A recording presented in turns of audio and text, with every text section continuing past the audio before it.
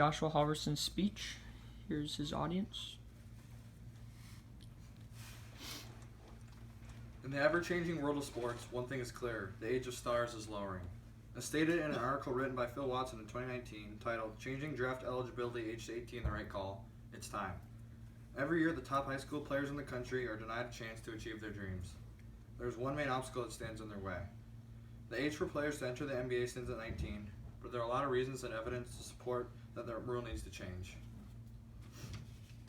The current standards that have been set have denied dozens of the best high school players in the country to be able to enter the NBA after high school. The way the rules currently work, any player that wants to enter the NBA has to be at least 19 years old. As mentioned in a 2006 article titled "Legality of Age Restrictions in the NBA and NFL" that was written by Michael McCann and Joseph Rosen, the rule appears to promote the economic interests of colleges and universities, as premier high school seniors who would otherwise jump to the NBA are now likely to play college basketball for at least one season. Written in that same article, Rosen adds that the rule comes at an extraordinary expense to the often impoverished premier high school players who would rather generate revenue for their families than the schools, coaches, shoe companies, television networks, video game companies, and other industry actors that profit considerably from fan interest in college basketball and off their name. Because of this, players have to either attend college for 1 year or choose to play outside of the country professionally. Players like Thon Maker and Emmanuel Mudiay are just a couple of examples of players that have chosen to play outside the United States, playing in Canada and China respectively.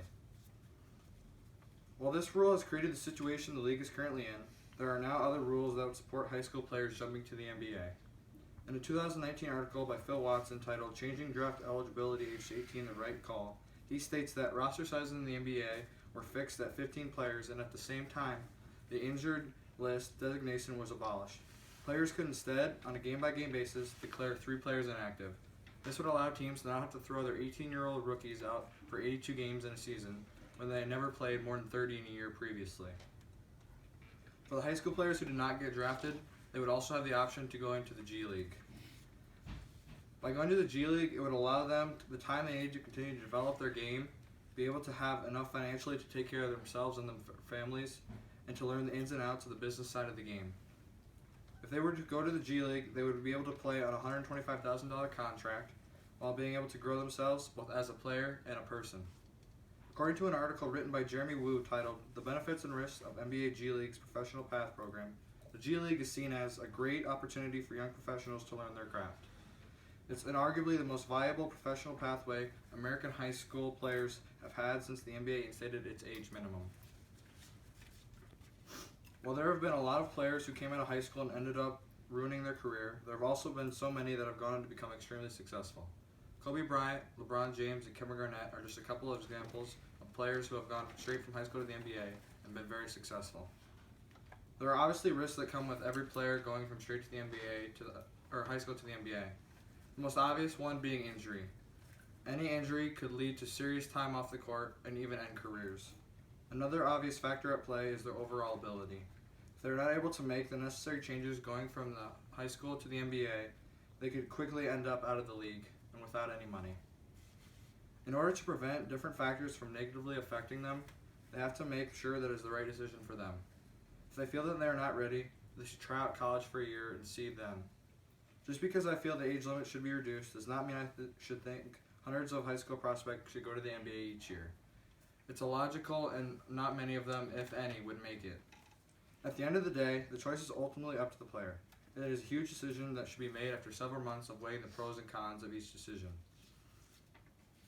Each player knows what they feel is best for them, and they will make their choice according to how they see themselves in their future. Their motivations are what will drive them to choose which route they would want to take. No matter what their motivation may be, all players just want the chance to be able to continue to play the game they love, even if they prefer to play it just a year sooner.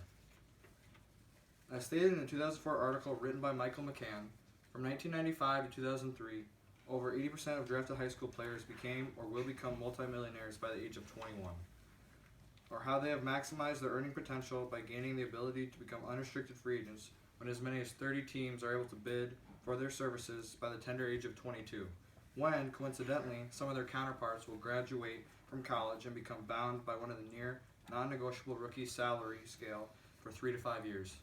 In fact, The article shows that most players who skip college may earn as much as $100 million more in their careers than if they'd done the smart thing and earned a college diploma. The decision to turn pro so quickly can be seen as a shot in the dark, but only a small select group of players each year would turn this route. A lot of players know that going to college is good for them, but at the same time, they're the elite few who see where their path lies, and it is not in college. Most of the players that choose to go straight to the NBA are the most talented, develop at a faster rate, which not only benefits the player, but the NBA as well. By not being able to have some of their top tier players come straight out of high school, the NBA is losing out on millions of dollars every year. As written by Adam Zagoria in a 2019 article, in terms of monetary value for the week of March 17th to 26th, Duke's social media value was at $5.1 million. This is because of one player, Zion Williamson. Now a known sensation throughout the country, Zion helped lead his Duke team to the NCAA Elite Eight this past year. Though no one will ever know the exact amounts, it is known that Zion has made Duke tens of millions of dollars while being on campus for a mere 8 months. It's players like him that are not only being cost opportunities to make an early living, but the NBA is also losing out on a full year of profits and popularity from Zion and players just like him. And then my chart here shows the different sports around the world and the average salaries for first year players in each sport. And at the top of the list here at the bottom is the NBA, making around $7.1 million for average rookie, which is almost twice as much as the next sport. With all the current issues involving age limits for players, there are other steps that need to be taken to help younger players. As alluded to by Kevin O'Connor in a 2019 article, High School Angst, what abolishing the one-and-done rule would mean for the NBA. Under the current rules, a player loses his college playing eligibility if he signs with an agent. But if these reform efforts have players' best interests at heart, the NBA and the NCAA should come up with a system that allows them to return to school. This would allow players to be able to get into contact with NBA teams and get an evaluation of where they see them. This concept is already used in other sports such as the NHL and is seen to be very successful. It will also allow high school players, if they are drafted, to choose whether they want to go to college or straight to the NBA. If they were to go back to college, the team that drafted them would hold their rights for a certain amount of years. Ultimately, this would allow those select players the opportunity to have the choice of what they would choose to do, which is arguably the most important part of this whole argument. In summary, lowering the NBA draft entry age to 18 is the right move for many reasons. Making the change would allow the top high school players in the country each year to reach the highest level of the sport quicker, allowing them to prove to the world that they are ready for the challenges that the NBA holds. Denying those players that opportunity can do a lot of damage for both that player and even their family. A lot of the motivation for some players comes from wanting to make their families proud and to be able to provide for them financially. Just like with almost any other profession, basketball players should be able to go to work when they hit 18. Even having the chance to go to the league is something that a lot of people dream of, and being able to do it at such a young age is a blessing. At the end of the day, it's about giving the players a choice that only a select few will ever get to make, a choice to make an impact in the world, a choice that will change lives forever.